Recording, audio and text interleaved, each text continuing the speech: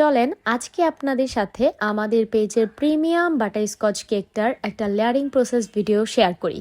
তো এই কেকটার জন্য প্রথমেই আপনারা যে বেসটা দেখছেন, তো বেসটা কেউ ভ্যানিলা বেস মনে করবেন না, এটা হচ্ছে আমাদের প্রিমিয়াম বাটারস্কচের যে স্পঞ্জ বেসটা আছে সেটা। আর এখানে আপনারা যেই ক্রিমটা মূলত দেখতে পাচ্ছেন, তো সেটা হচ্ছে বাটারস্কচ ফ্লেভারের ক্রিম, যদিও এখানে আপনারা চাইলে ভ্যানিলা ক্রিমটাও ইউজ করতে পারেন। আর এরপর দিচ্ছে আমাদের বাটারস্কচ কেকের মেইন যে ইনগ্রিডিয়েন্টসটা মানে ক্যারামেল সস, তো সেটা দিয়ে নিলাম। আর এরপর আমি দিয়ে দিচ্ছি এখানে পিনাটের ফিলিং। তো এখানে আমি 2টা পিনাট ব্যবহার করেছি।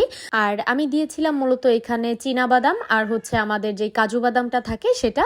তো এই দুইটা দিয়ে আমি একটা এরকম পিনাটের ফিলিং তৈরি করেছিলাম। তো এটা ক্রাশ করে তারপর আমি কেকের মধ্যে দিয়েছি। আর এইভাবেই মূলত আমাদের প্রত্যেকটা লেয়ার এখানে আমি করছিলাম। তো এই যে দেখতেই পাচ্ছেন সেকেন্ড লেয়ারে আমি আবারও ক্যারামেল সস দিয়ে দিয়েছি। তো চলেন এখন কিছু কথা বলি এই কেকটা নিয়ে। এই কেকটা দেখা যায় যেহেতু একটা রেয়ার ফ্লেভার, মানে এই ফ্লেভারের কেকগুলো বেশিরভাগ সময় দেখা যায় একদমই কম আসে, মানে হুটহাট আসে আর কি। বেশিরভাগ দেখা যায় ভ্যানিলা, চকলেট বা বেসিক যে ফ্লেভারগুলো আছে সেগুলোই কিন্তু বেশি চলে। আর যেমন রেড ভেলভেট, বাটার স্কচ, তারপর হচ্ছে একটু যে মাঠ কেকগুলো আছে এগুলো একটু কমই চলে। তো যাই হোক, তো এই কেকটা আমি এর আগে একবার ডেলিভারি দিয়েছিলাম, তখন আমার কাস্টমার আলহামদুলিল্লাহ ভালো রিভিউ দিয়েছে। তো তাদের কাছে মিষ্টিটাও ঠিক ছিল। তবে আমি বলবো যে এই কেকটা আপনারা যারা একটু মিষ্টি বেশি পছন্দ করেন তাদের জন্য পারফেক্ট, কারণ যেহেতু এখানে আমরা ক্যারামেল সসটা দিচ্ছি প্লাস হচ্ছে পিনাটের ফিলিংটা দিচ্ছি, তো সেই ক্ষেত্রে তুলনামূলকভাবে এই কেকটার মিষ্টিটা কিন্তু একটু বেশিই চলে আসে।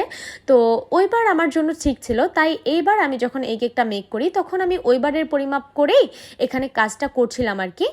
তো দেখতে পাচ্ছেন আমি এখানে খুব যে আহামরি ক্যারামেল সস বা পিনাট ফিলিং দিচ্ছি এরকমও না, মানে যতটুকু না দিলেই না ততটুকুই দিচ্ছিলাম। তো যাই হোক, এরপর আমি কেকটা যখন ডেলিভারি করি তখন আপুকে আমি জানাই যে বলি যে কেকটা কেমন ছিল বা কেকের মিষ্টিটা কি ঠিক ছিল কিনা। তখন আমার এই প্রশ্নের উত্তরে বলেছিলেন যে আসলে মিষ্টিটা একটু বেশিই লেগেছে কেকের মধ্যে, বাকি সব কিছু পারফেক্ট ছিল।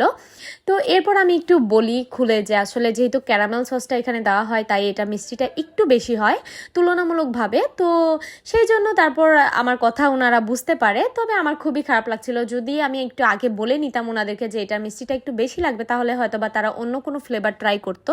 তো এর আগের বার কোনো ঝামেলা যেহেতু হয়নি তাই আমি এবারও সেভাবে কাজ করছিলাম, যদিও মনের মধ্যে একটু খুঁত জিনিসটা কাজ করছিল, তাও কাজটা করেছি ওইভাবেই।